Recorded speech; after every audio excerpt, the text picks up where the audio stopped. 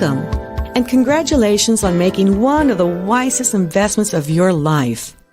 By experiencing this Silva Method Life Accelerator training, you learn as millions before you have learned the secret of how the greatest geniuses and achievers of all time have used their minds. When you learn and practice the exercises and techniques presented in this training, you will be able to improve every area of your life. Hi, I'm Laura Silva Quesada, and I will guide you in learning how to use tools and techniques that will enhance your imagination, creativity, intuition, and problem-solving ability, empowering you to become a fully functioning human, integrating both the intuitive and the rational sides of your consciousness, allowing you to manifest more of what you desire in your living experience. These claims may be a bit much for most, but not for you. By experiencing this training, you're joining others throughout the world who have taken advantage of this unique program and are now living happier, healthier, more fulfilling lives. The Silva Method is a world's leader in teaching practical applications of powerful mind exercises and techniques. We've been around for a long time because people still have the same problems. People come up to us day in and day out with problems of health, or I can't pay my bills, or I'm having problems with my husband, wife, or significant other. My kids won't listen to me. I can't lose weight. I'm having trouble getting over my health challenge. And no matter where we go in 131 countries that we are in and in 31 languages, the problems are the same. What you are going to learn is to use more of your mind in a special way that will allow you to accelerate the process of getting from where you are now to where you want to be. This is why we say this is a Life Accelerator course. The Silva Method has grown rapidly worldwide with outstanding success because it is the first method known to be effective in helping people to manage their minds and to develop a more focused, creative, and innovative way of thinking. The discovery of this applied science of orienting or directing the mind, known as psychoreentology, was developed by my father, Jose Silva. It has led millions to take greater control of their lives by guiding their minds to greater achievements than previously believed. And you are going to learn to do the same. His discovery made clear that extraordinary mental functioning was simply the natural outcome obtained by controlling brainwave states and consciously directing the mind. Millions throughout the world and of all walks of life have benefited from this discovery, and now you can too. Others just like you have learned to function at lower brain frequencies with awareness. You achieve this in just hours of practicing the mind-directed exercises in the Silva Method Life Accelerator training. It's really a very simple thing to accomplish because you have done it every day of your life. To slow down brain frequencies is really quite easy. You do it every night as you go to sleep, and then when you wake up in the morning, they speed up again. We'll talk more about brainwave frequency and how the brain and mind operate a little bit later on. Independent scientific studies have shown that alpha brainwave activity is associated with inner levels of mental awareness, tranquility, rest, and relaxation. This alpha wave activity is also associated with inspiration, creativity, accelerated healing, concentration, learning, and your psychic abilities. By learning to function with awareness at deeper alpha brainwave frequency, you will manage your internal state, thereby allowing you to focus your thinking, find solutions quickly, and manifest your goals. The Silva Method training provides the answer to the secret of manifestation. At the same time, you develop and build your creative thinking side. Eventually, you awaken your intuitive psychic awareness and learn to sense valuable information through other than your 5 physical senses. This subjective functioning will change your life forever. The key to awakening the genius within is to develop creative, intuitive thinking with a refined awareness, allowing you to function at your very best. By doing this, you're using whole brain thinking. You're engaging your right brain hemisphere and your left brain hemisphere, the inner conscious levels and the outer conscious levels, working in both worlds, the subjective world and the objective world. you will be able to use what you learn in this mind-expanding training to more effectively solve problems in your life and on this planet. With practice, you can enhance your new abilities and skills and make positive changes in your health, personal growth, emotional well-being, and prosperity. As you've noticed, this training consists of 10 CDs. I recommend that you listen to 1 CD per day and make this a 10-day training program. Learn the technique or techniques in every CD, practice it, and make the techniques work for you, and when they do, move on to the next CD. Make sure you listen to all the exercises in the order that they come. This will guarantee that you make the most of this training program. The doorway to possibilities is now open, and it's up to you to walk right through.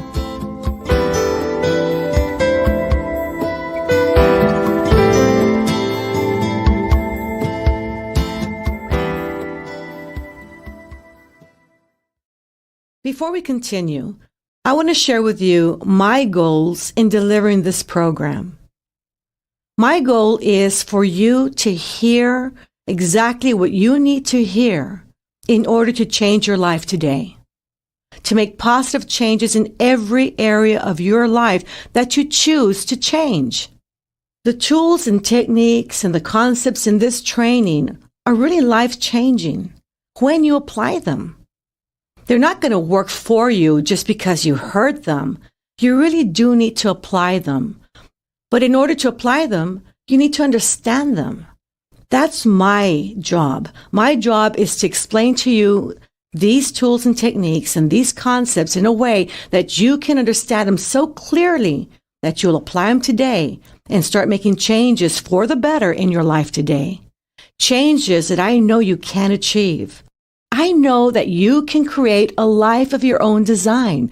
I know for a fact that you can have everything you want and better than that. I know that. I've gone through it. I've experienced it. Just because I happen to be the daughter of Jose Silva and I'm here today living a wonderful, successful life. And I truly do have it all. I have a wonderful family, great children, a wonderful husband, a great life. And because I live that life today doesn't mean it just came and fell on my lap. I learned to create this life. I learned to think, believe, and behave in the right way to make the right things come towards me, to attract the very things I wanted to attract into my life. It was my birthright, as it is your birthright, to have it all. And my promise to you is to give you the tools and techniques that can help you get from where you are today to where you want to be. So I want to ask you right now, what do you want to accomplish with this training? You can have whatever you desire to have. You can do whatever you want to do and be whatever you want to be. However, first, you must set clearly defined goals. Your goals create your map of life. It will help you to get from where you are to where you want to be faster and easier. This is a great time for you to take a few moments to think of some short-term goals, medium-term goals, and long-term goals. This will not only get the ball rolling, but will help you direct your energy towards those things that you want to manifest. Oh yeah, and make sure you write them down. Writing your goals down guarantees their manifestation. It's a sort of contract you make with yourself and the universe from where all things come. You stick to your end of the bargain by congruently pursuing your outcomes with the techniques you're about to learn, and the universe will comply by giving you what you want, or better than that. Something else that I want you to keep in mind is that there's going to be a lot of information that you're going to be hearing. Some of this information you're going to buy into right away. It's going to sound good to you, it's going to make a lot of sense, and it sounds like a real practical way of making changes. Other information that you'll be hearing during this training may be harder to swallow. You may need to reconsider or think about it a little bit more. You may be hesitant to accept it fully and completely or unconditionally. Well, that information, I will ask you to consider putting on a sort of mental shelf that says, awaiting further information. Just put it there for a while until you understand it better or have use for it. At that time, just bring it down and use it. You may not need to apply everything you hear. Like I say, there's so much information in the Silva training that you may not be ready or even need to use all of it. Just take what you can use, but do make changes starting today. A good attitude to have is to keep an open mind. Just listen, take in, accept what you want, and set aside what you don't want or can't use at the moment. My father used to always say, the mind works best when it operates like a parachute, and that's open. As you think and write your goals down, let me share a little bit about the history of the Silva Method. My father began to do his research in studying hypnosis or psychology, parapsychology, the information that basically led to the Silva Method way back in the early 40s. His original purpose was to find ways to help us, his children, improve our ability to concentrate and remember lessons in school. He believed that with those abilities developed, we would be able to learn more and make better grades in school and guarantee maybe a greater success in life. Little did he know that the original intention behind the research would lead to the creation of a program that would literally help millions of people change their lives for the better. From about 1944 to about maybe 1953 or so, my father worked with my older brothers and sisters. As I mentioned, there were 10 of us, and I was one of the younger ones, number 8 to be exact. By the time I came into the picture, his research was pretty well underway. It became very obvious early on that his children were achieving even more than what my father originally expected. Besides learning to relax and concentrate, improve their memory and improve their grades, they also began to develop their intuitive faculty. My sister Isabel was one of the children he worked with the most. Let me let her tell you a little bit about her experience with Dad. Hi, Laura. Thank you so much. It's so neat to be here, too. And you were mentioning about growing up together and all the experiences that we had. As a teenager, usually Sundays and sometimes every day of the week that Dad and I would work together. Initially, it started out as simple classic hypnosis. With the progression of these sessions, hypnosis then went into regression, different life experiences, which was very interesting to me, but it didn't have much anything to do with my present life. Dad would question during the regression period where I was, what I was doing, whether I was married or what age group I was at.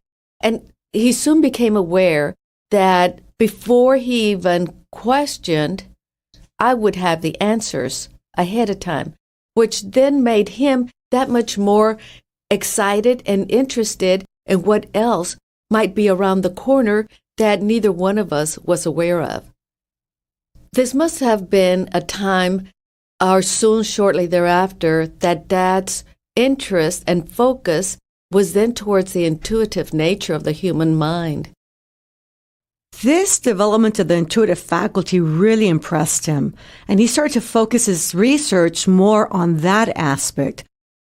In the years that followed, my father's research shifted, and he began to train people to develop their intuition, children and adults alike. During that time, he was perfecting what is now known as the Silva Method. Then in 1966, a group of artists from Amarillo, Texas, who heard him speak, asked if he would share his research with them. What they wanted to do is to be able to develop their creativity, to apply that to their artwork. And so my father went and presented what he was sharing at that time in his talks and lectures. And thus the first Silva Method presentation to the public was delivered. For the following 2 years, my father was the only lecturer, driving from city to city all throughout Texas, day in and day out. We hardly ever got to see him. He was on the road all the time. By 1968, he certified the first Silva lecturer, and that was Nelda Sheets from the original group of artists who took the very first class in Amarillo, Texas. I'll let Nelda tell you the story. Thank you, Laura. Looking back to October 1966, when Jose Silva of Laredo, Texas, first came to Amarillo to talk to students of art professor Dord Fitz, the thing that intrigued us so much was that he seemed to have a method for controlling the inner conscious levels. In our art class, we had been studying various ways to get into that deeper level with awareness, with controls. We had studied hypnosis. As a matter of fact, we spent a weekend with a hypnotist who guided us to deep levels, talked to us about the value of hypnosis. It was a great experience, relaxing, intriguing, and fun, but we did not learn specific formula techniques to take into our studios. Every artist of all kinds, whether they write poetry or write books or music or painting, knows that certain things can cause a block. Sometimes it's merely a blank sheet of paper or a blank canvas. We didn't learn from hypnosis how to take care of that or how to eliminate that. We also had a yoga teacher come to our class, and she taught us yoga meditation. And again, this was relaxing. Some of the stretches were fun, but we did not learn how to be a better artist. The difference between a skilled painter and the true artist is that the true artist is a clairvoyant. The clairvoyant has a vision and then puts it on canvas or on paper or in the dance or whatever form of art. But first there's the vision that it was really important for us to learn, develop our clairvoyancy. When we heard that Jose Silva had a method for controlling this level, we were intrigued. That's what we were looking for. We had even studied Dr. Carl Jung's books because he talks about creativity coming from the inner conscious levels. And so when we heard Jose Silva talk in 1966 at our meeting, well, it was exactly what we had been looking for. Techniques, and it was pragmatic because it offered us the how-tos, the method. And so that's why I took the Silva Method, to become that true artist.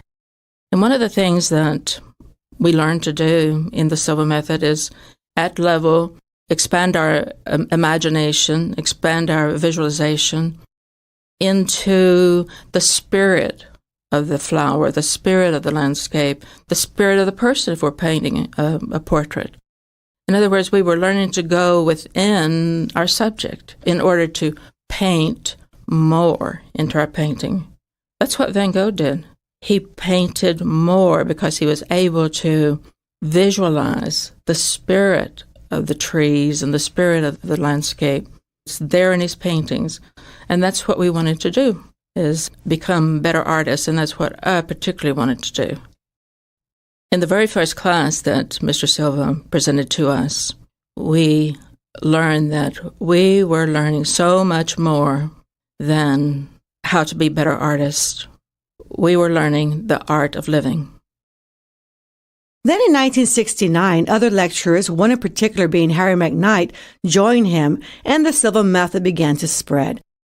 Harry McKnight was very instrumental in documenting all that my father was saying or lecturing on, because my dad used to go out and just lecture to the public without any notes. Everything just came from the top of his head, and he knew his material so well that he never documented it. He never wrote anything. So Harry McKnight has been very well known to be the person who put everything down on paper and be able to create a course and a manual and training materials for lecturers who followed. The Silva Method was first taught throughout the United States, then to other countries. In the years since, it has spread to scores of countries and has been translated into dozens of languages as diverse as Spanish and Mandarin, French, Korean, Italian, Japanese, Greek, Russian, Portuguese, and many, many others. Well, I guess by now you've had enough time to write down your goals. Now put them away in a safe place that you can read them over in a few months. Make sure you remember where you put them.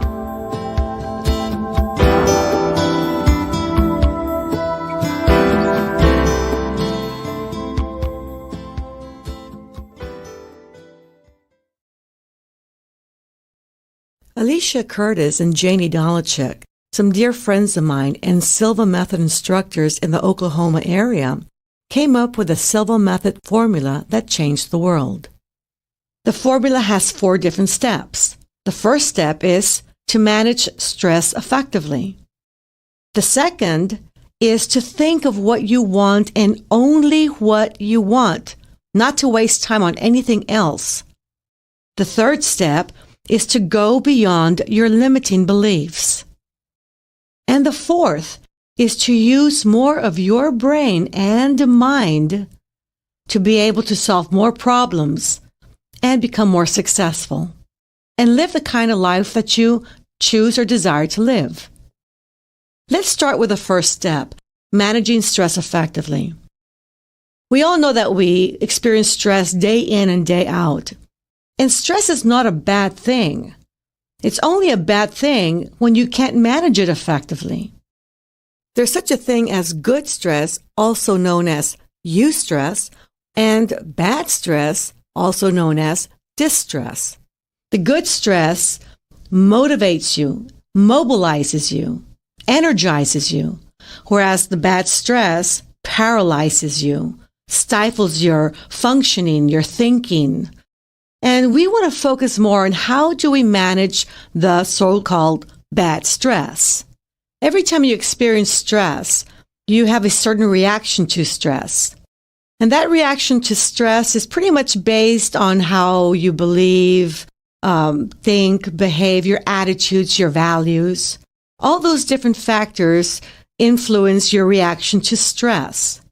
The main thing that we want to accomplish here is that we want to convert the reaction into a response. But everybody reacts to stress, and most people react to stress in a somewhat similar way. When you experience stress, you may find that certain things happen to your body and your way of thinking. For example, your muscles tense up, your breathing might be a little bit more upper chest or shallow.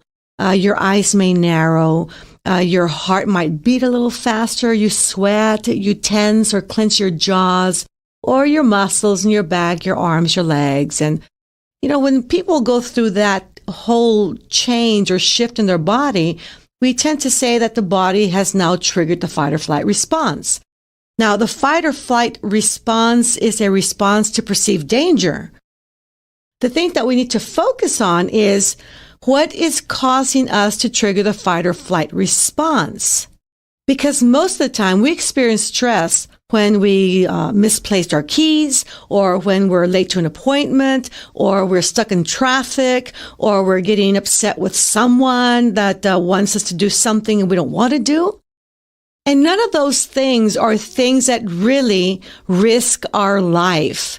Remember, the fight or flight response is a response to perceived danger. None of those things are dangerous, yet those things are triggering all these things to shift in our body, like digestion stopping, the muscles tensing, our heart rate to go up, our inner processes to be put on hold, and everything else the fight or flight response demands. And we're doing this for things that don't merit it. Yet we say, well, I can't help it. That's the way I am. That's the way I react. And quite frankly, that's not true. People don't need to react to stress. They can respond to stress. And when you respond with ability, you are responding responsibly. When you learn to do this, you start to manage stress more effectively, where you are in control of it and it is not in control of you. Now, we want to be conscious of what is going on inside us, in our thinking process and in our body as well, Because once we add more consciousness to the mix, then we're able to manage stress more effectively and make it work for us.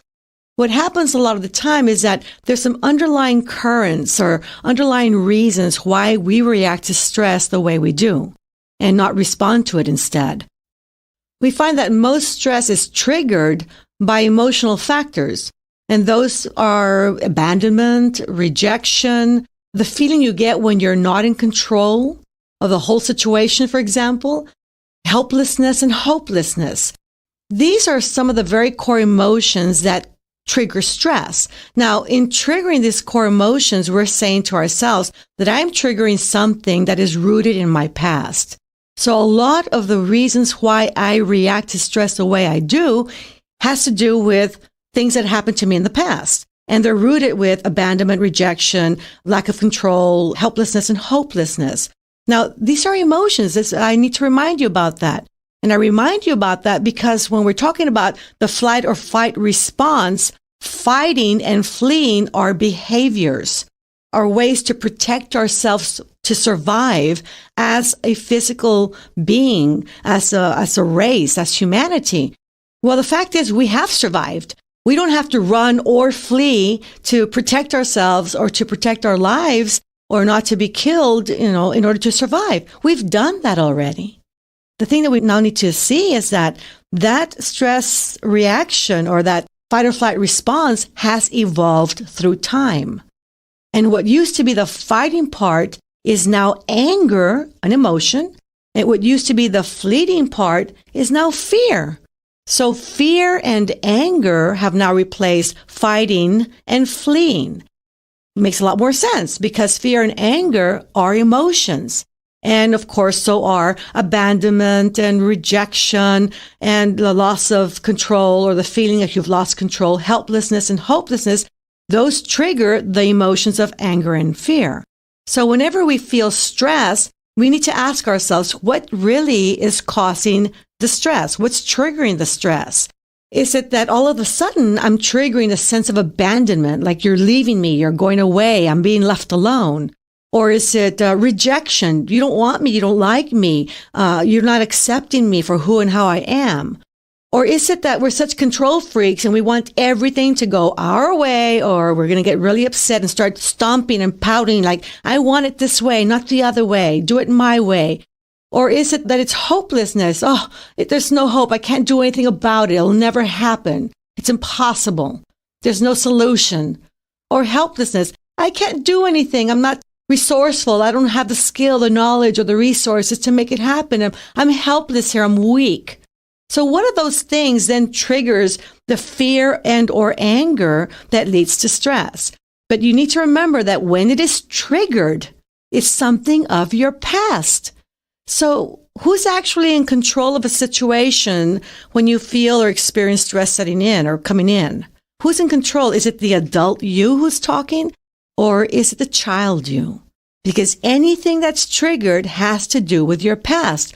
But how far back into your past? When was the first time you felt abandonment? Was it a time when maybe your parents are going out to a nice romantic dinner and you were saying, I want to go too, and they didn't take you and you felt like they abandoned you? Who knows? When was the first time you felt rejection? That could have been a childhood experience as well. And who knows how far back into your childhood you began to feel rejection, and then it was reinforced throughout the years up till now.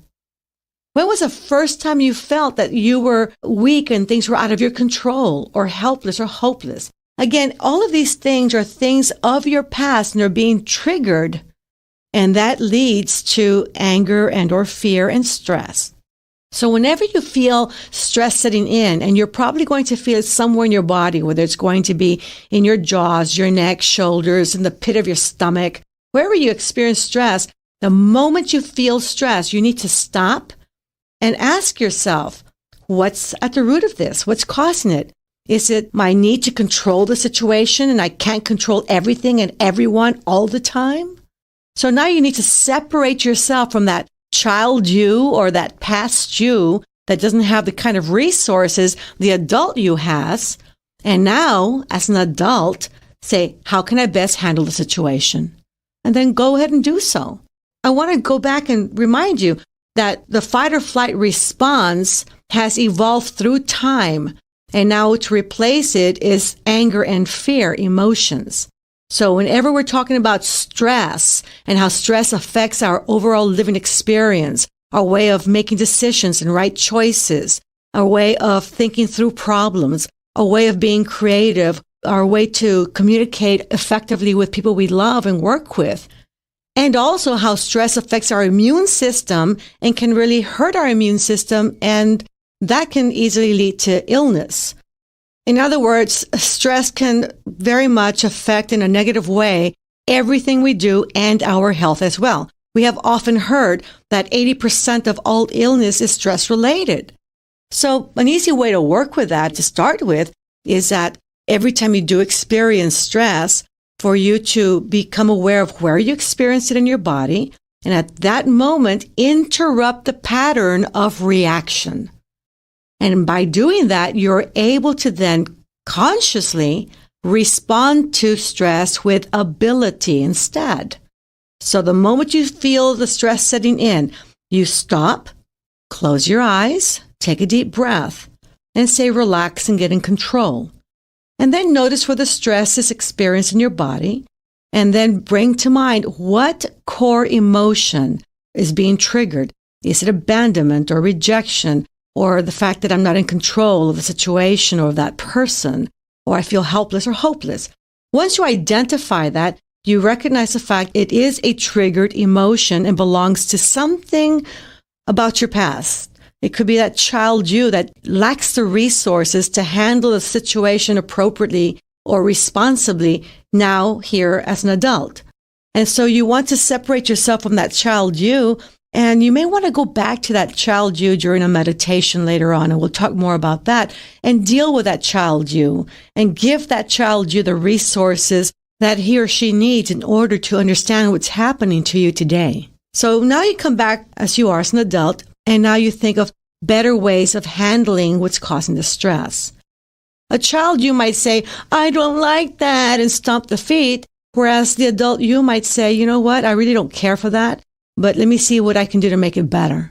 And then you take the appropriate actions. So now you're left here as the adult, managing the stress and the situation more effectively and more appropriately.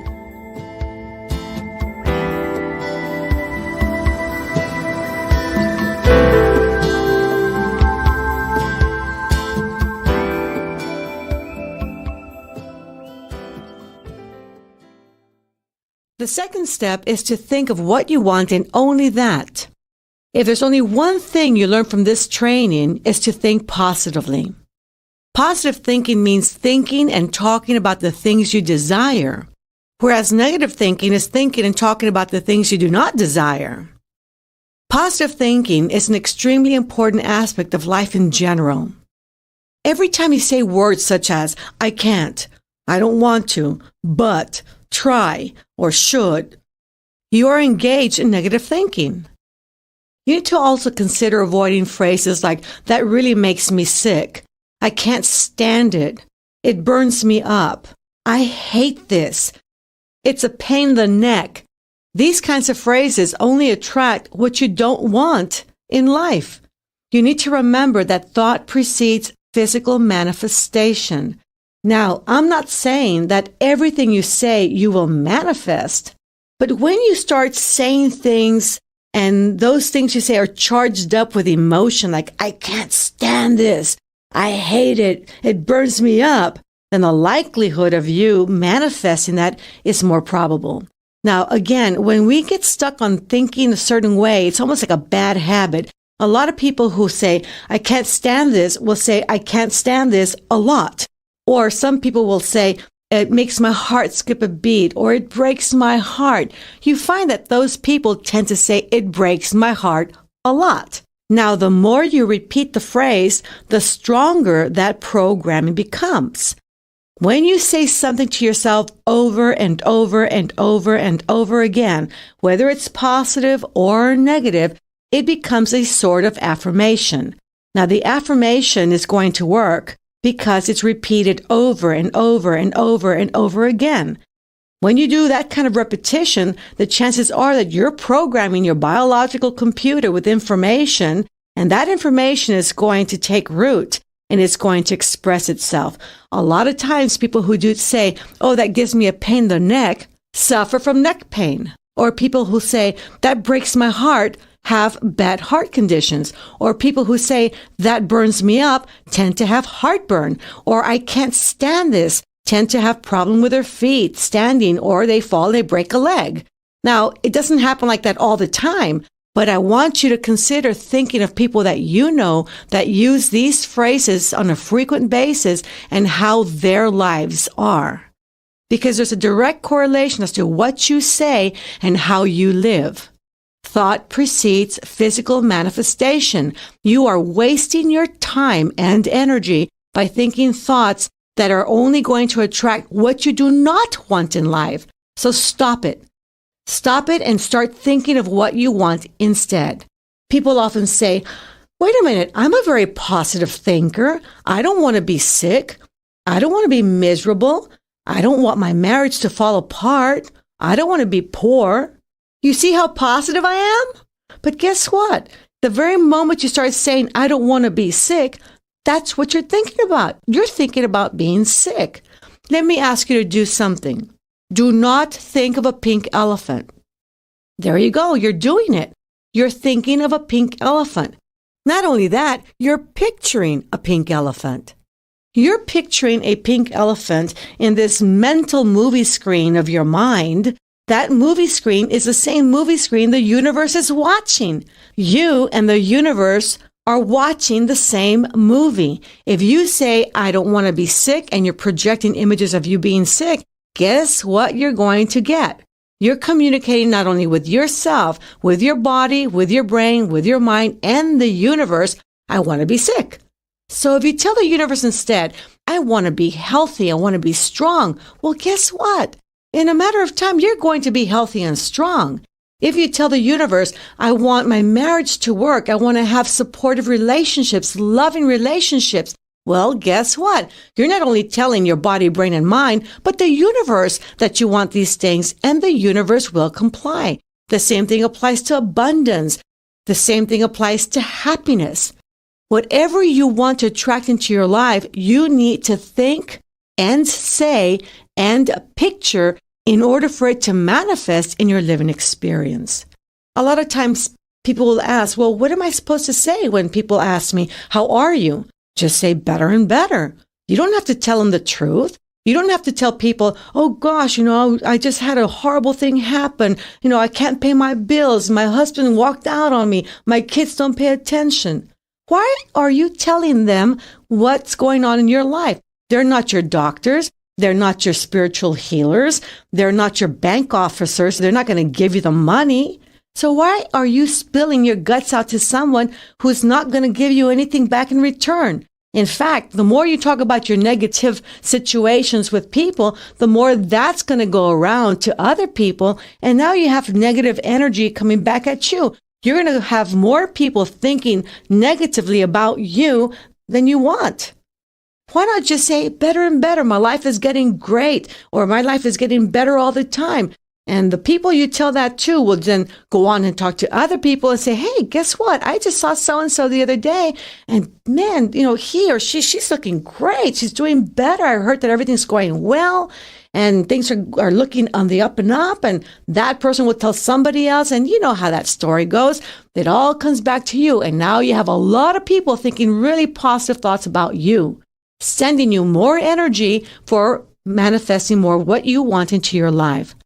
Positive thinking is not about, I think it and it happens. Positive thinking is to think consciously about what you want to attract into your life and picture what you want and repeat it on an ongoing basis. So what do you have to do in order to change the polarity of your thought from a negative to a positive? Really simple. All you got to do is whenever you catch yourself saying something negatively or thinking something negatively, simply say, cancel to yourself. So what this means is that you're canceling out the negative thought or statement. But don't stop there. Then you need to replace it with something more positive. If you say, for example, oh, it really breaks my heart when I see that, well, then you say, oh, cancel, cancel. You might want to say instead, it really upsets me or it saddens me, but you don't have to break your heart in the process. This whole concept is called mental house cleaning, and there's 3 steps to mental house cleaning. First, recognition. You must recognize that the thought you're expressing is not to your benefit. Second, cancel out the negative thought by saying cancel, cancel. You need to cancel the negative thought or statement. And the third one is substitution. You need to substitute the negative thought with an alternate thought or statement that is in line with what you want instead. You've probably heard me mention before that in order to make positive changes in your life, you need to change how you think, believe, and behave. You've now learned how to change how you think. Now you can open the door for positive manifestations.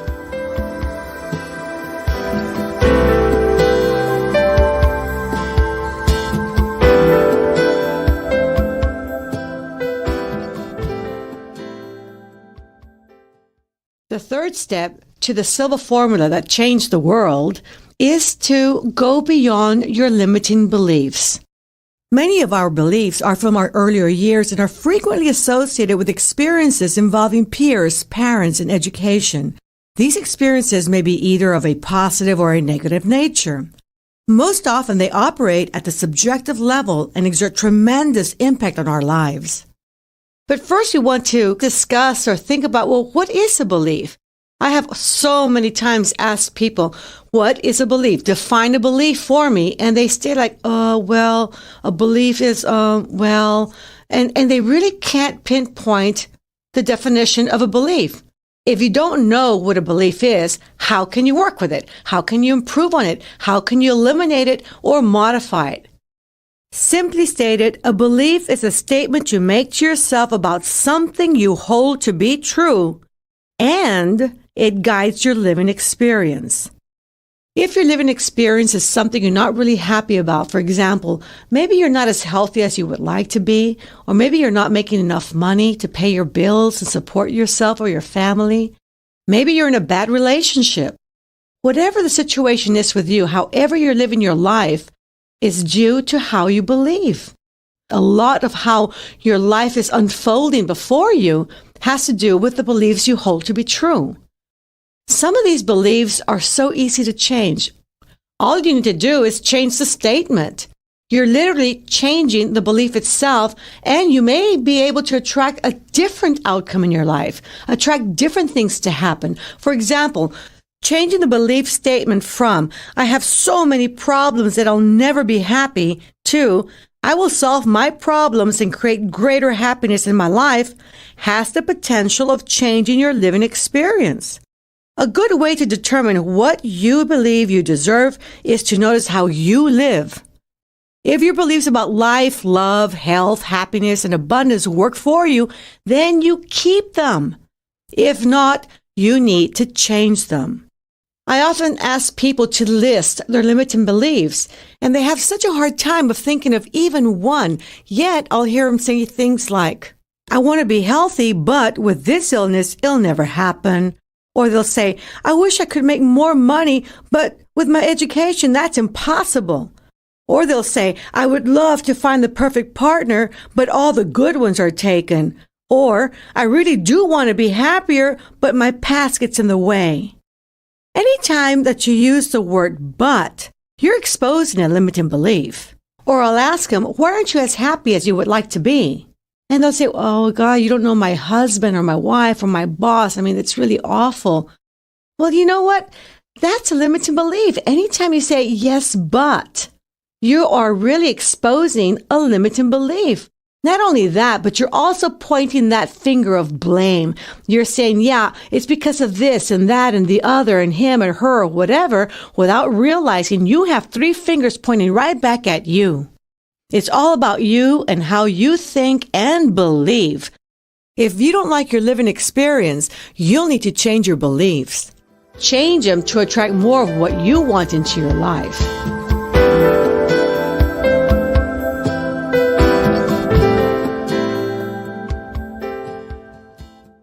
The fourth step is to use more brain and mind. What we want to learn to do here is to slow down our brain frequencies into the alpha and theta region, and then be able to use your mind at those frequencies in a special way to solve problems, to be more creative, to improve your health, and your overall mental ability by learning to use the potential of both sides of your brain. To begin with, using only one side of the brain to think with would be something like trying to dance with one leg. You can do much better with two legs.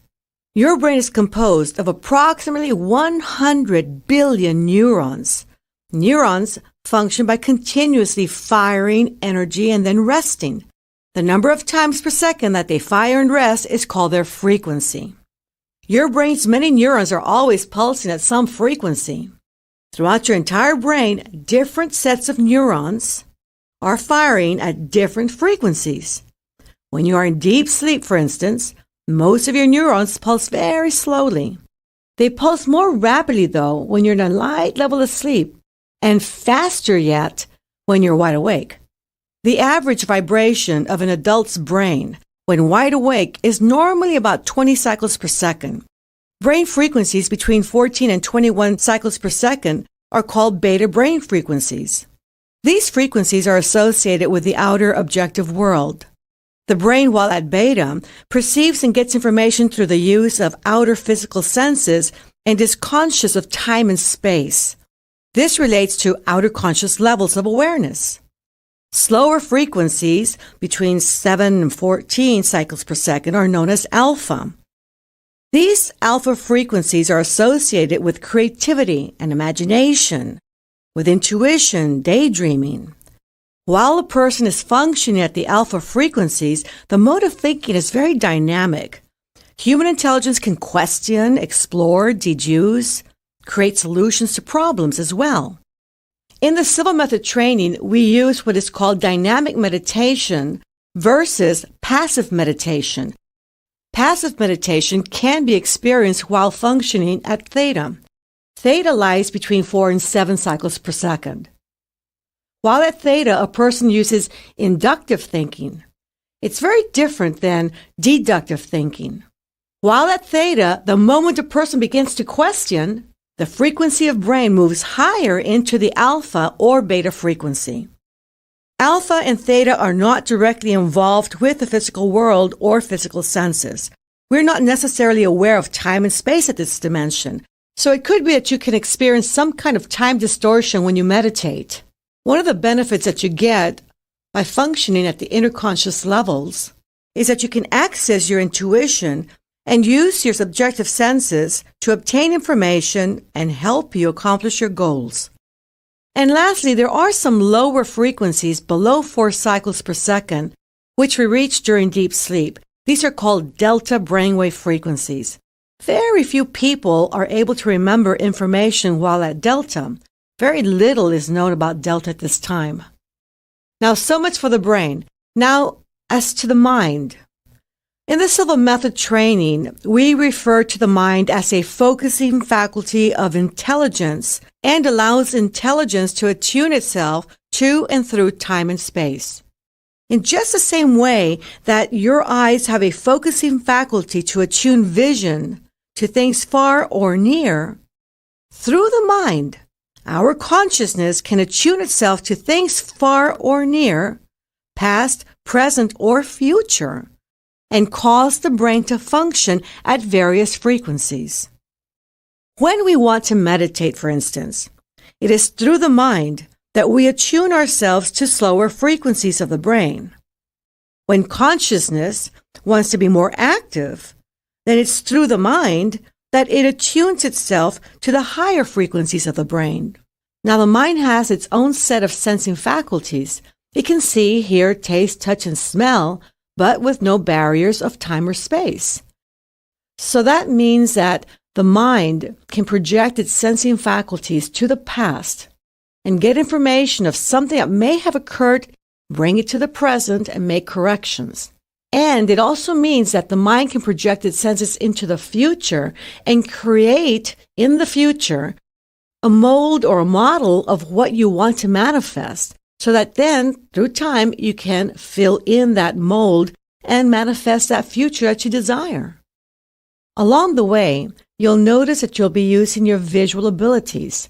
You're going to visualize certain things or imagine certain things, and those are two very different aspects of imagery.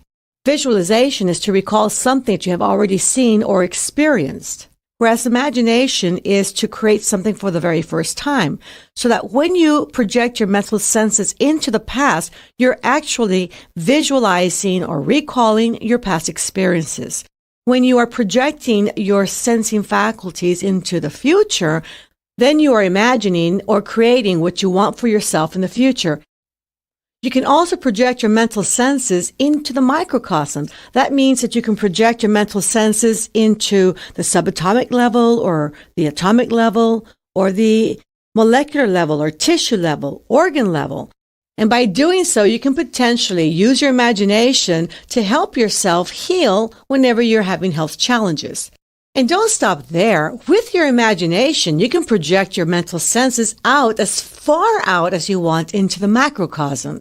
And the most important realization to gain from that is that you can, with your mental senses, go anywhere you need to go, past, present, or future, or through dimensions to get any kind of information that you need to get to apply it to solving problems. Because the more problems you solve, the more successful you're going to be.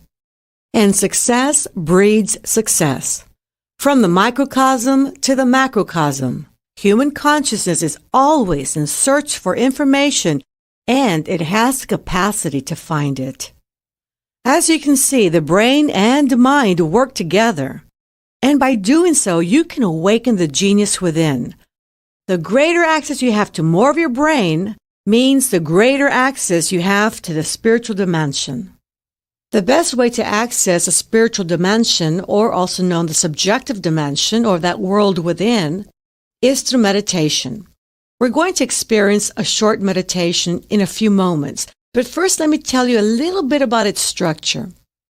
Every meditation, no matter what system you use or what method you use, has four basic components. One is the entry, the second is deepening, the third is programming, and the fourth is the exit. Now, the entry can be done in many, many ways. For example, you can simply close your eyes, take a deep breath, and relax. In the exercise, we're actually going to take 3 deep breaths. The first breath is to relax the body. From head to toes, imagine a wave of relaxation flowing slowly downward and feel your body relaxing along the way. The second breath is to relax your mind. What you want to do there is just simply think of tranquil and passive thoughts, and I'll guide you along the way. The third breath is to allow you just to kind of settle into your meditation. The second component is deepening. Deepening means just going deeper within. And deeper does not refer to brain frequency. Instead, we say lower. In fact, when you practice and reach a deeper level of mind, you have a heightened sense of awareness. There's no physical measurement of any kind to indicate that you are going into deeper levels of mind. The mind, remember, is not physical. Your mind does not emit any kind of measurable physical energy. It's your brain that transmits a physical energy and can be measured with an electroencephalograph. But that's not the mind. Since your mind is intangible and a sensory function of intelligence, there's no physical energy associated with it. In the exercise, we're going to deepen by doing a 10-to-1 countdown. And then after that, we're going to deepen some more by allowing you to project your mental senses to an ideal place of relaxation. Now, that could be your bed at home or a favorite couch or sofa. Anywhere you feel that you can relax physically is an ideal place to project to during the meditation. The third component of a meditation is programming. That's when you repeat affirmations to yourself, or you apply a technique that is meant to achieve a certain outcome. You can also set your goals there or send energy to your goals, or you can also use your imagination for healing yourself or others. During the exercise, I am going to program certain positive phrases, and one of them is called the genius statement. It goes like this: The difference between genius mentality and lay mentality is that geniuses use more of their mind and use them in a special manner. You are now learning to use more of your mind and to use it in a special manner. Other statements are called beneficial statements, and you're going to repeat these statements mentally after me. I will give you plenty of time to repeat them. They go like this. My increasing mental faculties are for serving humanity better. Every day, in every way, I am getting better, better, and better. Positive thoughts bring me benefits and advantages I desire. I have full control and complete dominion over my sensing faculties at all levels of the mind, including the outer conscious level, and this is so. I will always maintain a perfectly healthy body, mind, and immune system. The fourth component is the exit, and that simply means that you can open your eyes and come out of the meditation, or you can count yourself out from 1 to 3 or 1 to 5, or you can simply go to sleep if you're meditating at night. In the exercise, I'm going to count from 1 to 5. At the count of 5, you will open your eyes, be wide awake, feeling fine and healthy. It's just a more gentle way to bring you out of the meditation. And remember, all meditations are to be practiced in a safe, quiet environment where you can really focus your attention on going within and gain the greatest benefits by doing the meditation. Now, to get ready for the exercise, we recommend that you listen to the exercise once before actually doing it, and then go and find yourself a really great location, maybe a really comfortable chair. It could even be your bed. The only thing I want you to be aware of is that if you get too comfortable, you might go to sleep, because really what you're doing is almost duplicating the very same thing you do before you go to sleep at night. You get comfortable, you close your eyes, you take a deep breath, and you let yourself enter sleep. Only this time, what we're going to help you to do is to not go to sleep. We want you to stay conscious and aware as you learn to slow down your brain frequencies and enter the inner conscious levels. And when I say take a deep breath, take a really deep, full breath. Allow your belly to fill with air as you inhale and then contract as you exhale. Let's get ready for the exercise.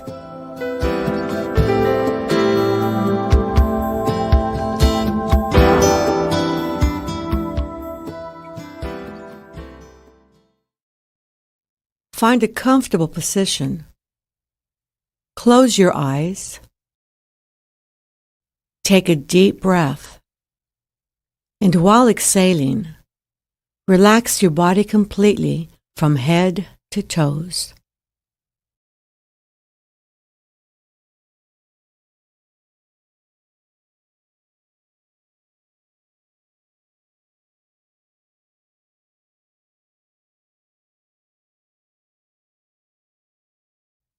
Take another deep breath, and while exhaling, relax your mind by thinking of tranquil and passive thoughts.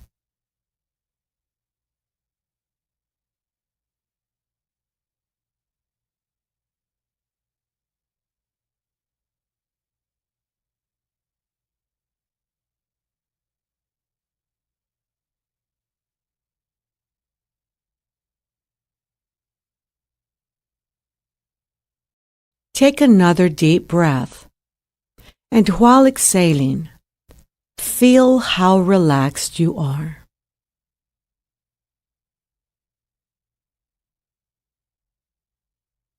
It's a wonderful feeling to be deeply relaxed, a very healthy state of being. To help you enter a deeper, healthier level of mind, I'm going to count from 10 to 1. On each descending number, you will feel yourself going deeper, and you will enter a deeper, healthier level of mind. 10, 9. Feel going deeper. 8, 7, 6, deeper and deeper. 5, 4, 3, deeper and deeper. 2, 1. You are now at a deeper, healthier level of mind, deeper than before. You may enter a deeper, healthier level of mind by simply relaxing your eyelids. Relax your eyelids. Feel how relaxed they are. Allow this feeling of relaxation to flow slowly downward throughout your body, all the way down to your toes.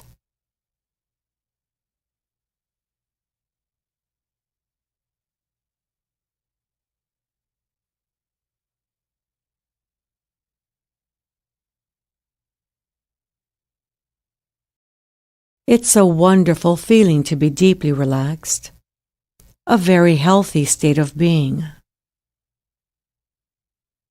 To help you enter a deeper, healthier level of mind, I'm going to count from 1 to 3. And at the count of 3, I will cause a sound with my fingers. At that time, you will project yourself mentally to your ideal place of relaxation. When you hear my voice again, 1 hour of time will have elapsed at this level of mind. My voice will not startle you. You will take a deep breath, relax, and go deeper. 1, 2, 3. Project yourself mentally to your ideal place of relaxation until you hear my voice again. Relax.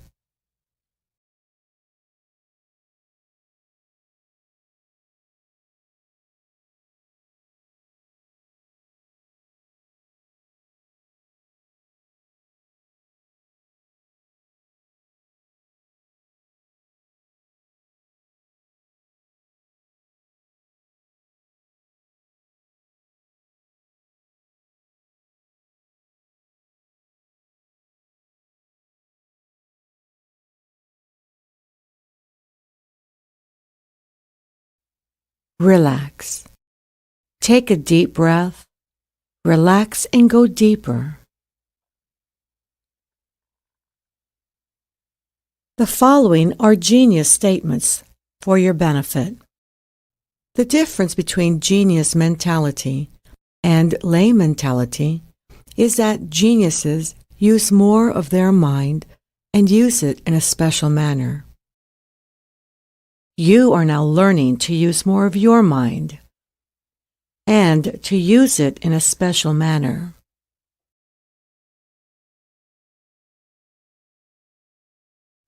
The following beneficial statements are for your benefit. Repeat these statements mentally after me.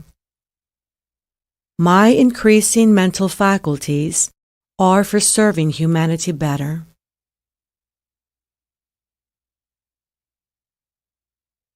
Every day, in every way, I am getting better, better, and better.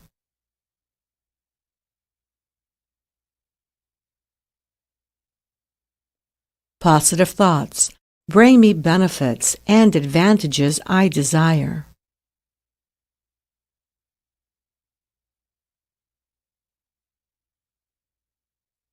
I have full control and complete dominion over my sensing faculties at all levels of the mind, including the outer conscious level, and this is so.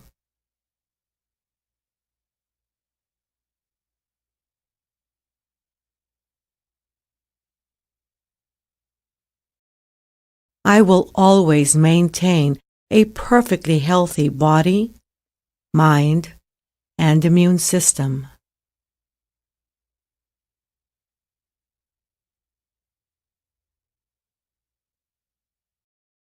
Every time you function at these levels of the mind, you will receive beneficial effects physically and mentally. You may use these levels of the mind to help yourself physically and mentally. You may use these levels of the mind to help your loved ones physically and mentally. You may use these levels of the mind to help any human being who needs help physically and mentally. You will always use these levels of the mind in a constructive, creative manner for all that is good, honest, pure, clean, and positive, and this is so. In a moment, I am going to count from 1 to 5 and cause a sound with my fingers. At that moment, you will open your eyes, be wide awake, feeling fine and in perfect health, feeling better than before, feeling the way you feel when you have slept the right amount of revitalizing, refreshing, relaxing, healthy sleep. 1, 2, coming out slowly now. 3. At the count of 5, you will open your eyes, be wide awake, feeling fine and in perfect health, feeling better than before, feeling the way you feel when you have slept the right amount of revitalizing, refreshing, healthy sleep. 4, 5, eyes open, wide awake, feeling fine and in perfect health, feeling better than before.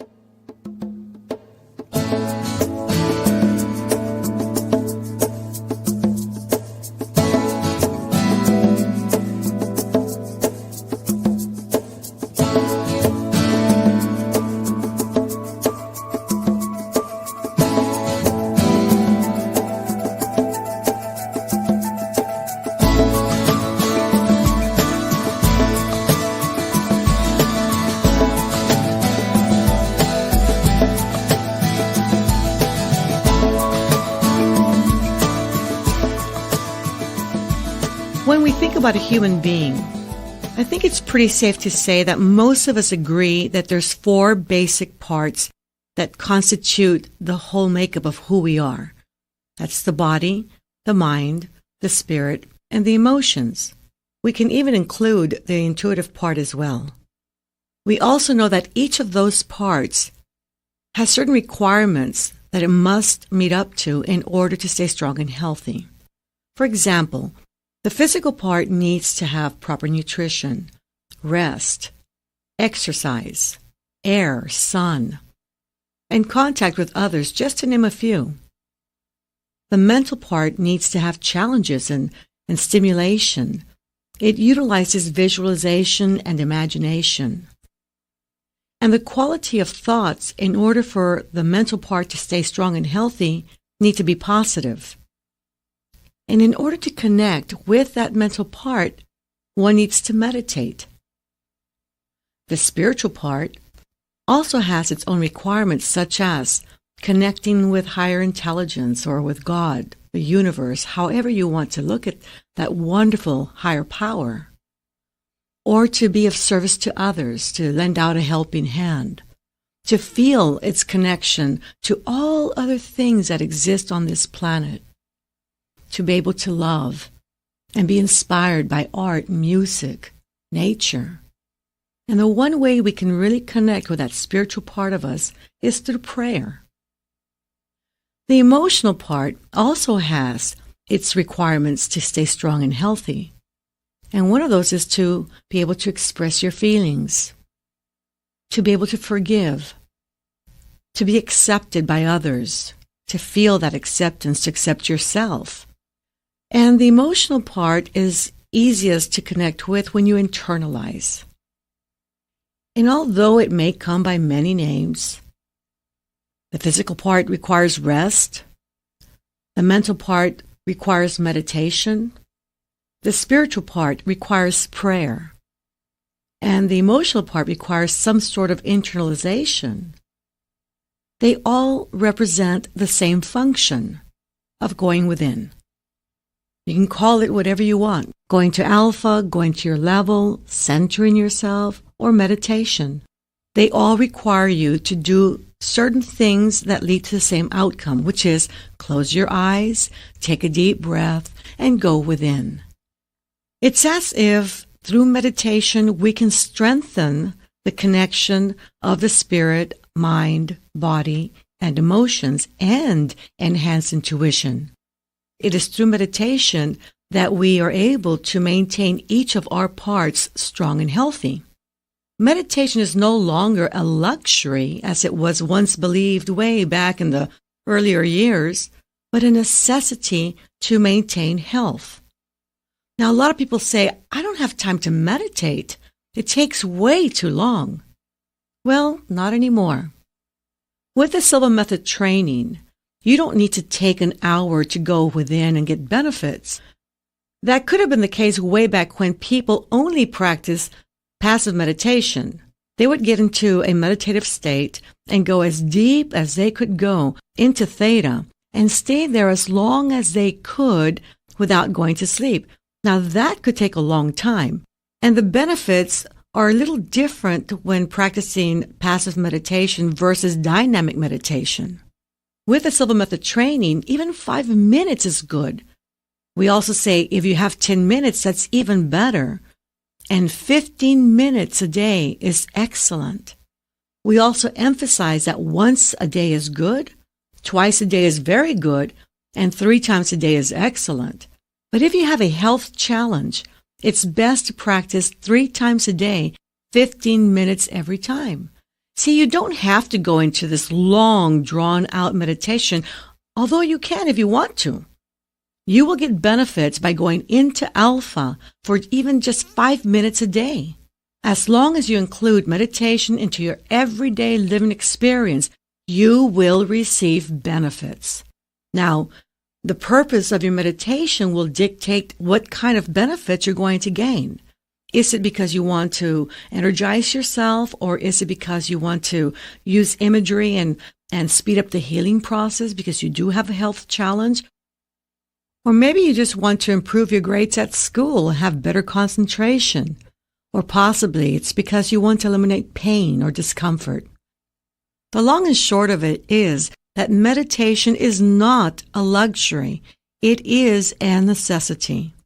Now, going back to those 4 parts, the body, the mind, the spirit, and the emotions, I think we all can agree that we certainly do have that mental part, that although it has its own requirements to stay strong and healthy, it is different than the spiritual part. And although the spiritual part has its requirements to stay strong and healthy, it's different than the emotional part. Although they're all invisible, because they are, you can't see, hear, taste, touch, or smell the mind, or the spirit, or the emotions, you do know they exist. Now, the body, that's easy because you can see it. Look in the mirror, you see yourself. But the interesting point about that is that when you get at the very core of who you are as a physical being. Even that is intangible and invisible. Sure, we can see the body. Yeah, and sure, we can open the body up and see organs. And we can slice organs up and see tissues and get microscopes and see cells and electron microscopes and see atoms and subatomic particles. The very core, the stuff of the universe is still invisible and intangible. That means it's spiritual. So not only is the very core of who you are as a human being spiritual in nature, so is your mind, so is that spiritual part of you, and so is the emotional part of you. So most of who you are is invisible, intangible, or rather, spiritual. It's no wonder Dr. Dyer says, you're a spiritual being having a human experience and not the other way around. And the quality of that human experience totally depends on you. The great thing is that with meditation and our mental faculties, we can seek out information wherever it is. It doesn't matter where information may reside. We have the power to access it, bring it back, and apply it towards solving problems. As my dear friend and one of my greatest mentors, Harry McKnight, would say, you really need to ask yourself the question, who am I? If I can go forward and backward in time, that's the power of being infinite. If I can know things that I would have no other way of knowing, that's the power of being omniscient. If I can bring that information that I learned and apply it to solving all problems, that's the power of being omnipotent, infinite, omniscient, omnipotent. Who are you? Because whoever you are, higher power and you are related.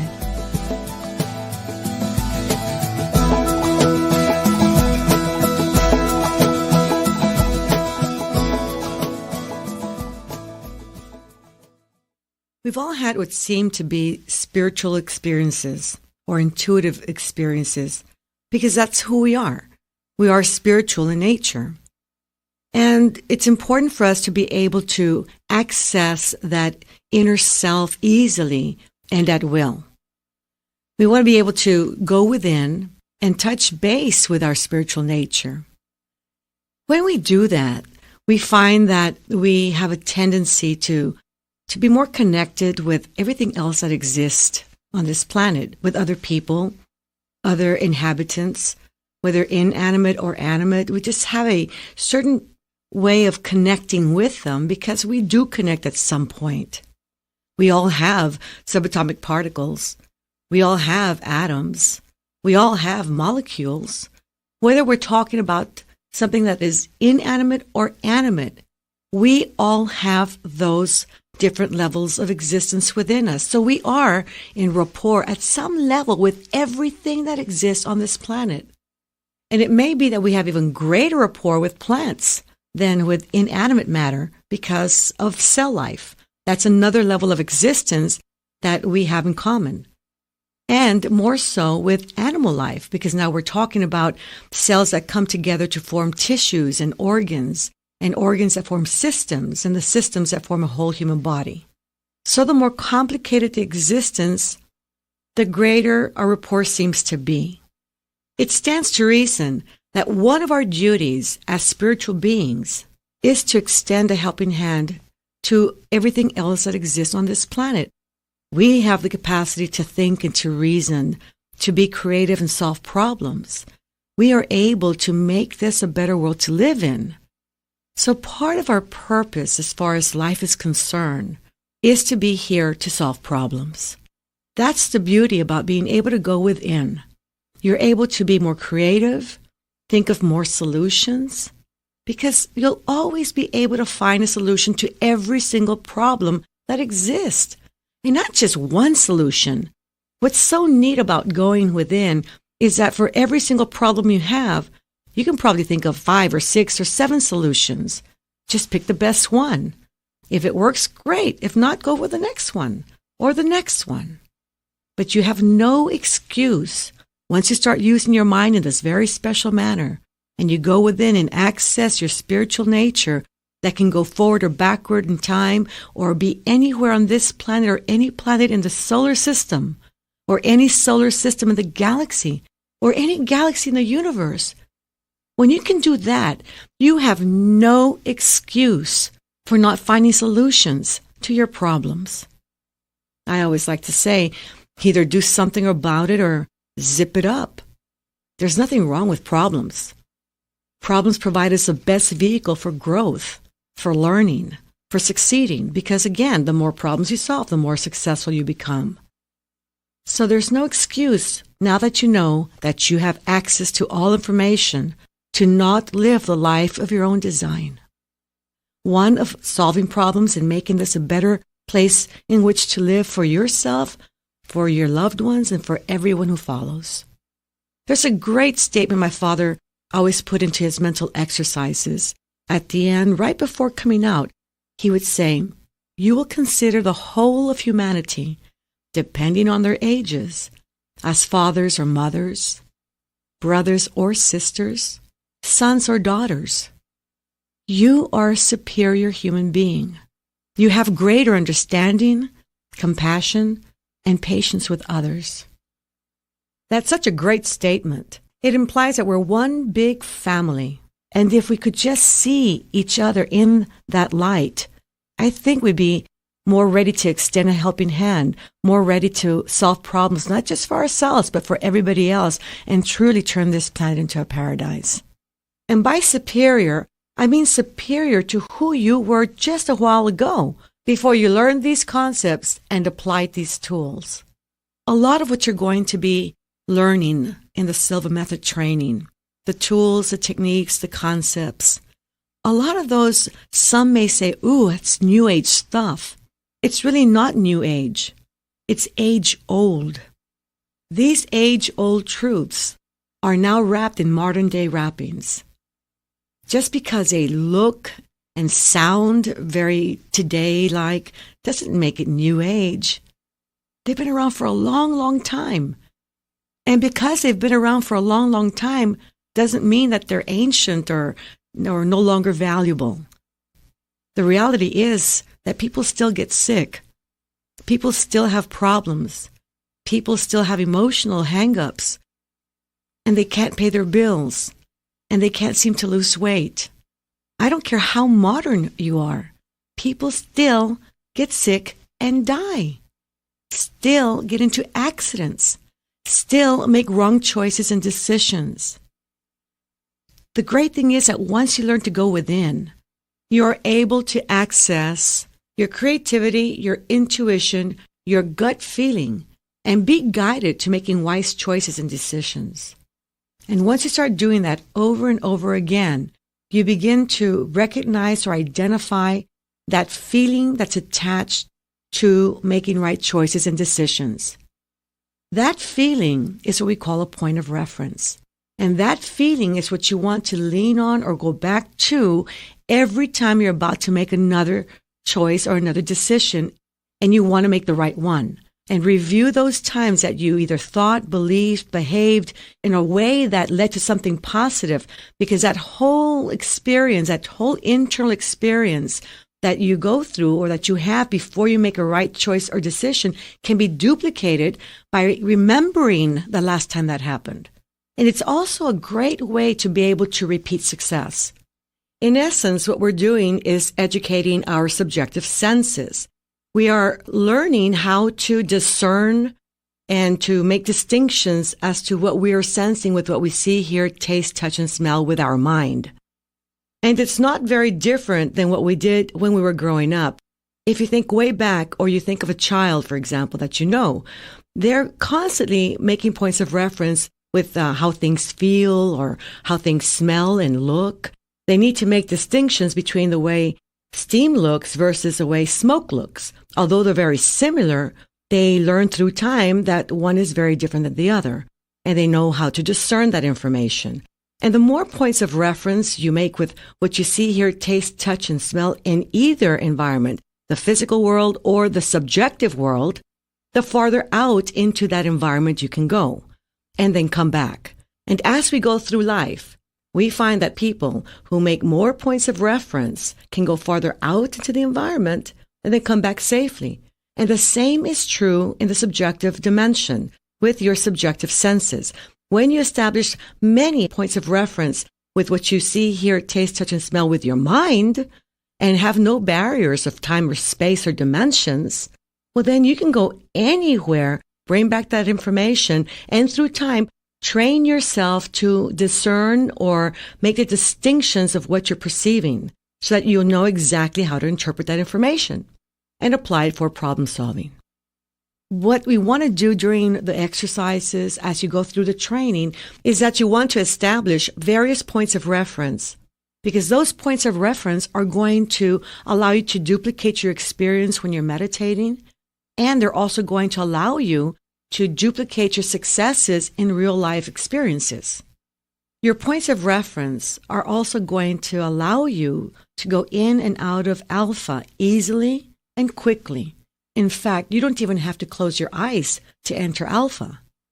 You just need to recall what that experience is like and internalize your state of mind by defocusing your eyesight or vision, kind of like daydreaming.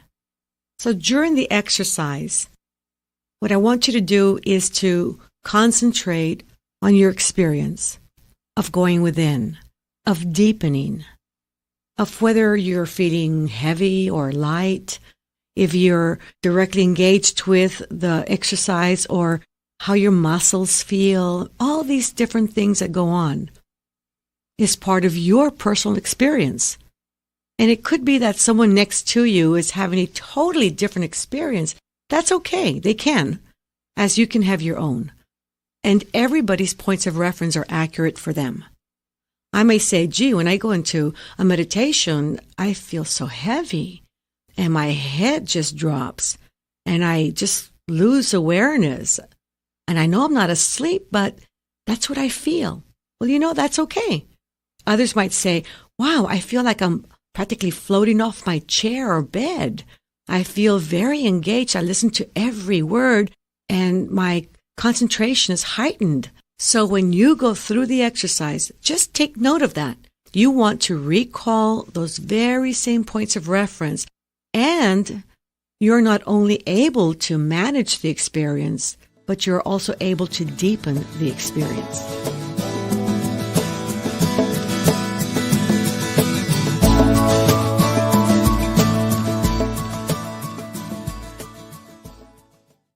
In the exercises you're going to be experiencing in the Silva Method training, you're going to enter by using the 3-to-1 method. Now, each number will have assigned to it a specific purpose.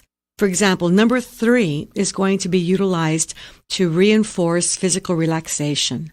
So when I ask you to get comfortable and then close your eyes, take a deep breath, and while exhaling, to picture the number 3 times. Number 3 will always be for physical relaxation. After you mentally repeat and visualize the number 3 times, I will continue with the exercise by guiding you through a part-by-part body relaxation. It's referred to as fractional relaxation. The idea is that it's easier to relax part of your body than it is to relax the entire body at one time. We're going to start with the head area. First, I will say, concentrate your sense of awareness on your scalp, the skin that covers your head. You will feel a fine vibration, a tingling sensation, a feeling of warmth caused by circulation. Now release and relax all tensions and pressures from this part of your body and place it in a deep state of relaxation that will grow deeper and deeper as we continue. Now notice, that's a long statement, and it's during that time that you are going to concentrate on just that part of your head. You may very well experience that tingling sensation due to circulation.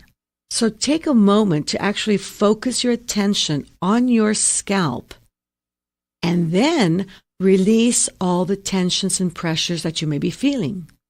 A great tool to have in mind is to give yourself a little smile. A smile has a tendency of relaxing the muscles in your face and scalp. After directing your attention to your scalp, I will continue going a little bit lower, one part at a time. From your scalp, I will go to the forehead, and then to the skin covering your cheeks, and then your neck, and then your shoulders, arms, and hands.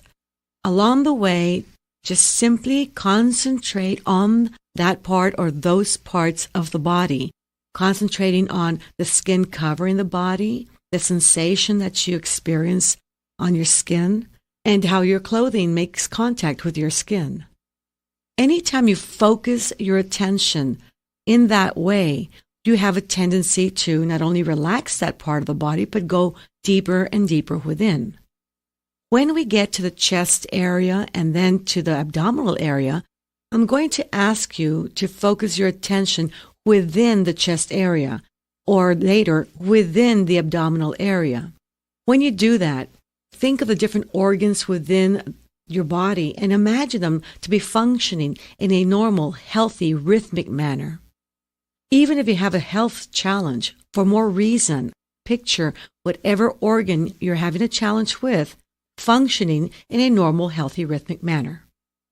We'll continue with the legs, and when we get to the legs, especially the thighs, I'm going to ask you to sense the vibration at the bones within your thighs. That those vibrations, by that time, should be easily detectable. And then we'll continue with the knees and the calves and your feet all the way down to your toes. Once we have relaxed the body from head to toes, we're going to go through a process of desensitization, which means that you're going to imagine as if your feet do not belong to your body. And then later I'll say your feet, ankles, calves, and knees, shoulders, arms, and hands feel as though they do not belong to your body. The goal is for you to focus on the internal experience and not the external experience. If you've never done fractional relaxation before, you may be in for a really great surprise. This part of the exercise, the one that's associated with deep physical relaxation and the number 3, lasts about 15 minutes, and that's plenty of time to experience deep physical relaxation. Now remember to make your markers to establish points of reference along the way, because it's with those markers that you're able to duplicate the same depth and the same physical relaxation in future exercises, but in a shorter period of time. In other words, you can get into deep relaxation faster and easier every time you practice. You will then take another deep breath, and as you exhale, mentally repeat and visualize the number 2 3 times. Number 2 is associated with mental relaxation. Now, mental relaxation can be easily accomplished by thinking of tranquil and passive scenes. In the exercise, I will say, a tranquil and passive scene for you may be a walk through the woods on a beautiful summer day when the breeze is just right, where there are tall shade trees and beautiful flowers and a very blue sky, and birds singing in the distance. Hear the birds singing in the distance. Now that phrase is very interesting because not only do I want you to project yourself into that experience, but I also want you to utilize your sensing faculties. Imagine what it feels like to be walking in the woods on a beautiful summer day, to experience the temperature, to experience the smells, the fragrances, to actually hear the birds singing in the distance. Incorporate your visual, your auditory, your kinesthetic modes of sensing information to make it a very full experience. Now, I'll also say this is level 2 for mental relaxation where noises will not distract you. Now remember that because in the future we're going to be able to utilize that little program where noises will not distract you. Noises will help you to concentrate. The goal is for you to project yourself into that scene and experience how wonderful it is to be in a tranquil and passive environment. I'm also going to allow you time to experience those tranquil and passive scenes. Later on during the exercise, you will be projecting yourself to your favorite place of relaxation. You've done that before. I'm going to be quiet for a few moments, about 30 seconds in real time, and you're going to just enjoy being in that place of relaxation. Now, you may notice some kind of time warp. The 30 seconds may seem like 30 seconds, but they may seem like an hour. And I'll even mention an hour of time will have elapsed at this level of mind. Anytime I mention that, it's simply to let you know that you can relax and deepen and enjoy the experience. And that's your goal, to deepen as much as you can. It's my job then to pull you back out or to bring you out of the exercise, and I will. Now, it is a 3-to-1 method, so you still have another breath to take, your third breath, and as you exhale, mentally repeat and visualize the number 1 3 times. Now, number 1 is also referred to as level 1 or the basic plane level. That's your starting point. From there, you can continue to deepen. Now, we're going to deepen during the exercise with a 10-to-1 countdown. As I go from 10 to 1 very slowly, you're to imagine yourself as if you're in an elevator going from the 10th floor all the way down to the first floor. Bring back that feeling of descension, of going deeper within, deeper in thought. That's going to help you during the exercise. Now, any countdown is going to be effective.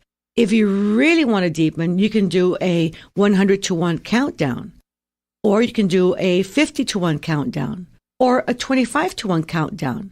Here, during the exercise, we will simply do a 10-to-1 countdown. I'll say 10, 9, feel going deeper.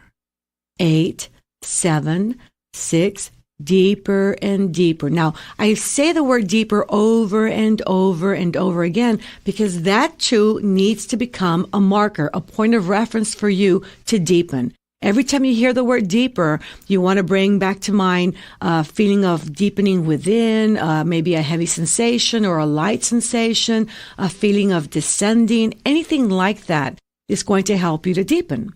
And we're going to convert the word deeper into a sort of trigger mechanism that will be incorporated in future techniques. The best time to practice countdown deepening exercises is in the morning when you wake up, because your brain frequency is already in alpha. The second best time to practice is at night as you're going to sleep, because you need to go through alpha to get to deep sleep. And the third best time to practice is sometime in the afternoon after lunch, when we normally have a desire to take a nap. After entering the meditation using the 3-to-1 method, we will continue with programming. And we're going to do some programming with affirmations. And you'll be hearing some of the affirmations you've already heard, and others will be added along the way. They're always going to be positive. They're always going to be for your benefit, and there'll be things that are desirable for everyone. Now, notice the 3-to-1 method, in fact, is also a sort of trigger mechanism for quick entry into a meditation. Although we're going to take a long time just relaxing the body for number 3, and then relaxing the mind for number 2, and then reaching the basic plane level, that process will shorten through time. Instead of saying, concentrate your sense of awareness on your scalp, the skin that covers your head, and so on, I'll just simply say, relax your scalp, or relax your forehead, relax your face. So the process shortens considerably. And then in later exercises, it shortens even more, because all you'll need to do is take a deep breath and mentally repeat and visualize the number 3 times, and your body will relax completely. You will take another deep breath and mentally repeat and visualize number 2 3 times, and you will relax your mind. And you will take another deep breath, and as you mentally repeat and visualize the number 1 3 times, you will be at your basic plane level. So the entry is going to get shorter and shorter, but the triggers have already been placed. 3 for physical relaxation, 2 for mental relaxation, and 1 for your basic plane level, making it really quick and easy to get into your meditation. A structure is valuable only that it allows you to have more control of your experience and to expand your experience. You don't need to use a 3-2-1 method to enter, but these numbers do have meaning. You could, if you wish, just close your eyes, take a deep breath, and begin to recall the same points of reference as you have when you practice your deep relaxation exercises to achieve the same outcome. Trigger mechanisms and points of reference are great tools to keep in mind in order to enhance your meditation experience and make the most of it. In a moment, you will go through the long relaxation exercise. During the exercise, allow yourself to let go completely and enjoy the full benefits of deep relaxation. At the end of the exercise, and upon opening your eyes, there may be parts of the exercise you don't recall. This is because you passed your threshold of consciousness. This is normal. As you continue to practice, you will be able to enter that same depth with greater and greater awareness. This exercise may be practiced as often as desired and at least once a week. It is ideal for managing stress and enhancing the healing process. It lasts about 30 minutes. It is recommended that you listen to the meditation at least once before actually doing it. This will help you become familiar with the exercise and gain greater benefits. You will hear a background sound that is used for deep relaxation. My father put this sound together way back in the late 60s, early 70s. He wanted a sound that would help not only the body relax, but also slow down the brain frequencies and calm the mind. And thus came about this sound that you're about to hear in the exercise. Now, it's a mechanical sound and an electrical sound that's blended together. And he experimented with hundreds of people listening to various combinations and various types of sounds. He found that this particular sound was the best one that would help the body relax and help slow down the frequencies into alpha and theta. Now, music can also help, but it must maintain a certain rhythm in order for it to be conducive to the meditation. Listen to the sound indirectly and allow the sound to simply deepen your inner state. I hope you enjoy it.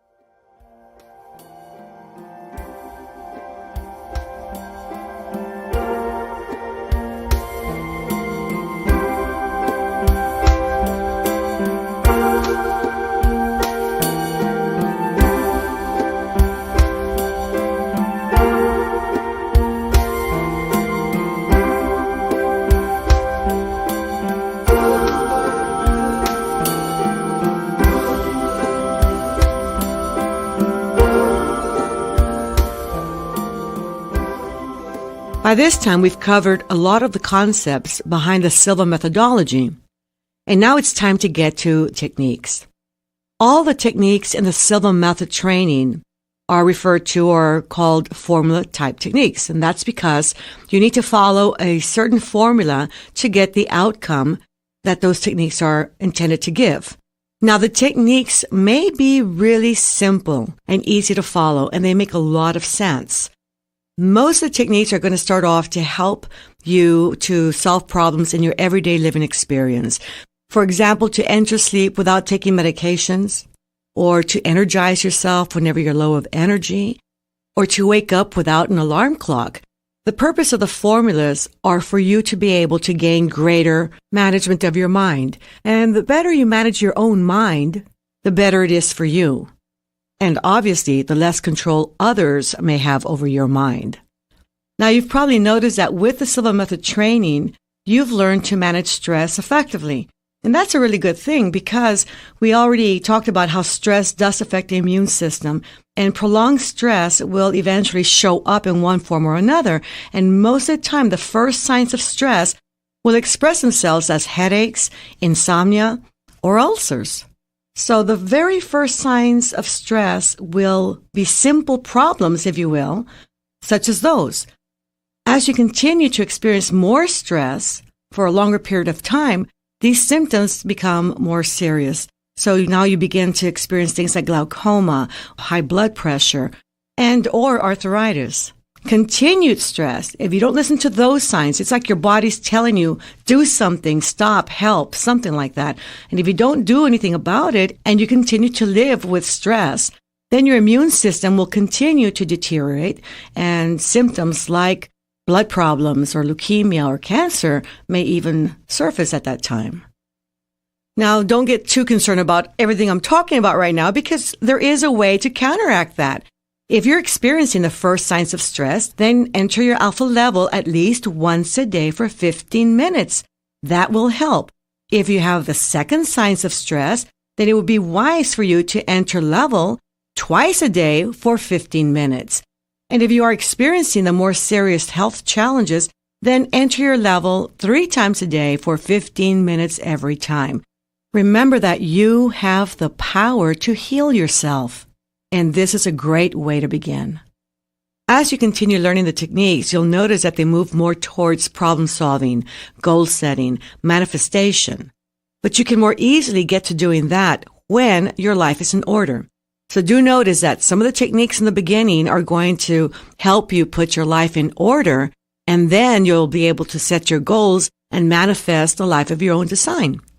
The first technique that we have is called sleep control. And although you may not have any problems entering sleep, it's a really great technique to have. I myself can sleep in 3 deep breaths. I am totally asleep. But there's that occasional night when I'm excited about something happening the next day, or I'm having to gear up for a special presentation, that my energy levels tend to be a little bit higher and I have more difficulty entering sleep. That's the time I apply the sleep control technique. Others may have a real serious problem getting to sleep and find themselves taking medications, and taking medications can cause a lot of unwanted symptoms. So again, entering sleep naturally is something you've always known to do. What happened along the way is that you learn how to not enter sleep. What we need to do now is to teach the body, brain, and mind how to enter sleep naturally all over again. And that is so easy. You have already gone through a little short relaxation, and you have gone through the long relaxation exercise.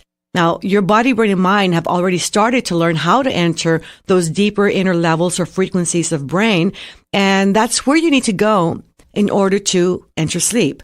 You need to go through alpha and through theta in order to enter delta and enjoy deep sleep. Up until about the early 50s, researchers thought that sleep was a very inactive and tranquil state. It is now a known fact that we are anything but inactive during sleep. There are 5 phases or stages of sleep, simply called 1, 2, 3, 4, and REM. And there's a lot of brain activity when moving from one stage to another. There's also a lot of physical activity. A sleep cycle involves the changing brain activity as it moves through the various stages of sleep and dream. A dream sleep cycle lasts about 90 minutes. In most cases, a good night's sleep can involve 4 to 5 of these cycles, resulting in about 6 to 8 hours of sleep. The first REM sleep period occurs approximately 70 to 90 minutes after initiating sleep. Many changes begin to happen. The brain frequency picks up to a wakeful beta-like frequency that falls between 12 and 16 cycles per second. It resembles both alpha and beta, but is neither. It is simply called REM. In REM, you experience frequent bursts of rapid eye movements with occasional muscle twitches. The heart beats faster, blood pressure rises, breathing becomes shallow and rapid. And most vivid dreaming occurs during this stage.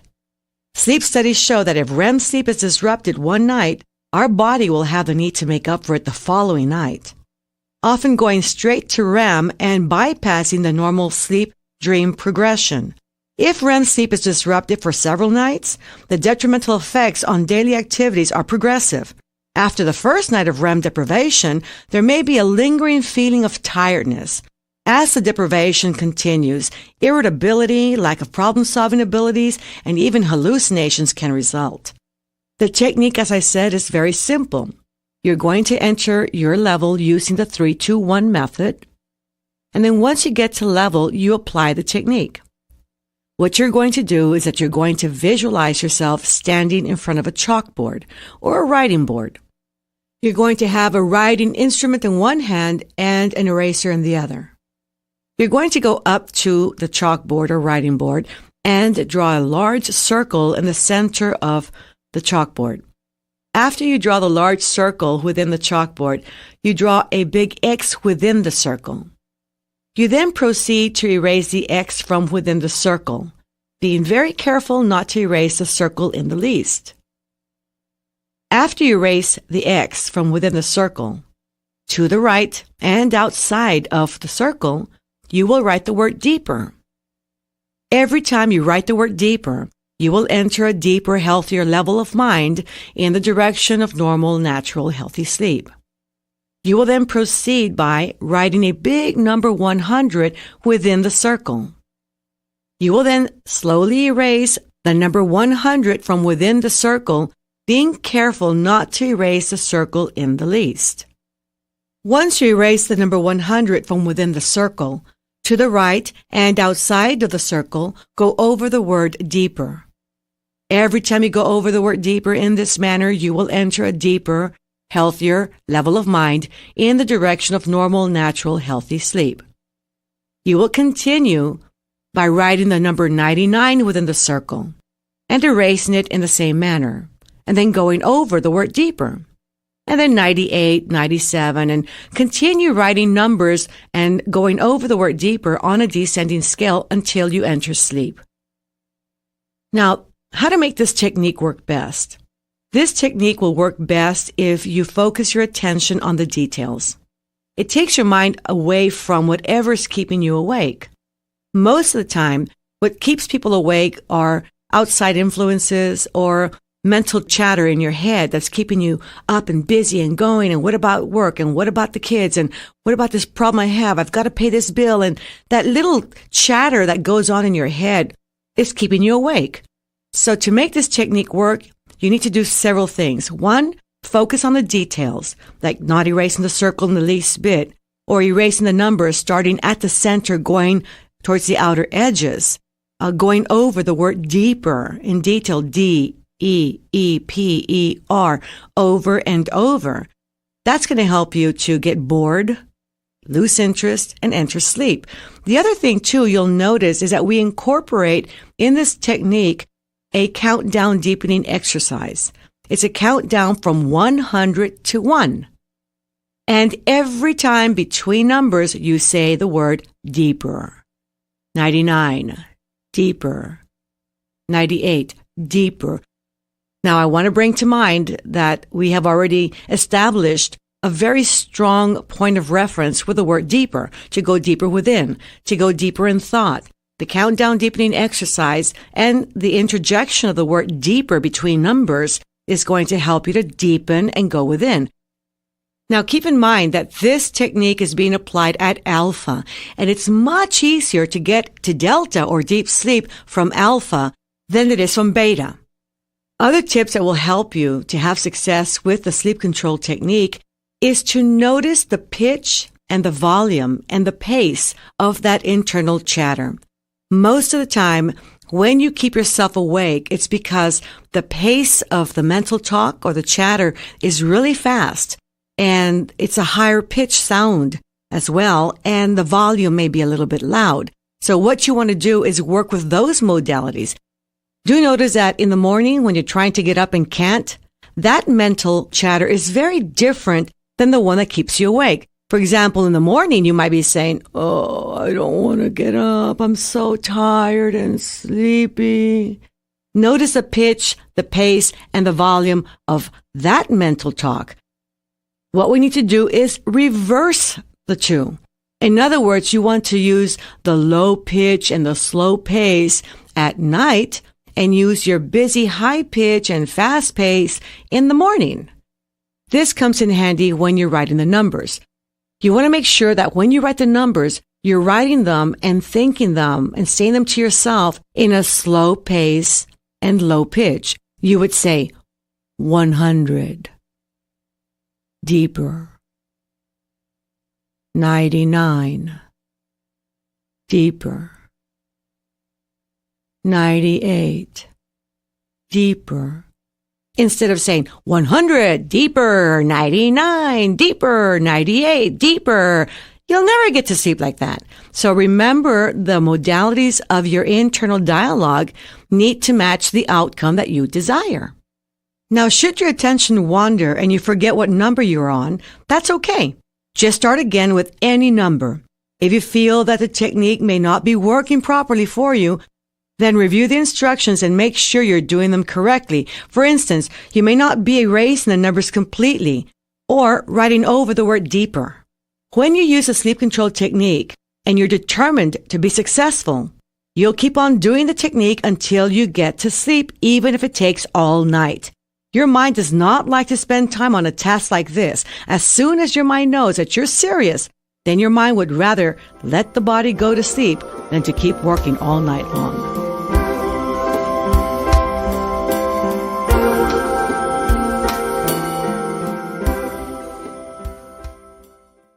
In the Silva Method training, we have this great mental clock technique that allows you to wake up without an alarm clock. Our consciousness functions with both innate abilities such as the beating of one's heart and breathing, and conscious abilities such as solving problems. Both abilities have the power to wake us from sleep without an alarm clock. Biological rhythms, biological clocks, various time givers in our environment, and mental programming all contribute to your awakening naturally without the use of a physical alarm clock. Biological consciousness is what operates our internal timekeeping device. And we already know that the central mechanism of our biological clock is located within the hypothalamus. Yet consciousness can override biological intelligence. With this technique, we're going to use imagination to communicate with innate intelligence. What we're going to do is that we're going to enter our alpha level using the 3-to-1 method.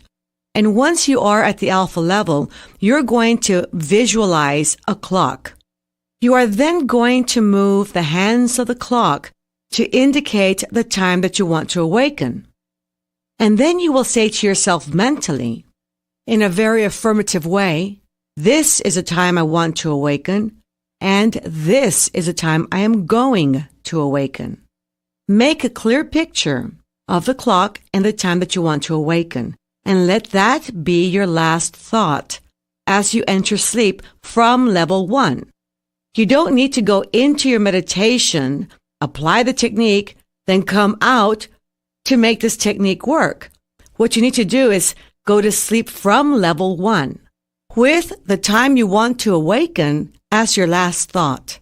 Now, this technique works for just about everyone. For people who process information primarily visually, will visualize or imagine a clock. The auditory people will hear themselves say the statement, this is the time I want to awaken, and this is the time I'm going to awaken. And the kinesthetic people can actually then raise their arm up in the air and imagine moving the hands of the clock to the time that they want to awaken. So whether you're visual, auditory, or kinesthetic, this technique works. Now, you can combine techniques.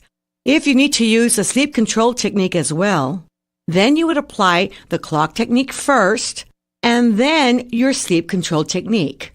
You can even use this technique when taking naps. Just set your mental clock and visualize or imagine the time that you want to awaken after a nap and expect it to happen. Using the clock technique is great training to help you manifest whatever it is you want to manifest. Because wanting to awaken, for example, at 7:30 is a goal, and a specific goal that you're going to manifest at a very specific time. In applying the clock technique, you are training yourself to implement all the elements that need to be in place in order to achieve any goal. It doesn't matter if it's just to wake up in the morning, to get a pay raise, or if it's to rid yourself of a health condition. All those are goals just as waking up at 7:30 is. And what it takes to get up is the same for each. And that is to go into your level, use imagination, be clear about what you want your outcome to be, and expect it to happen.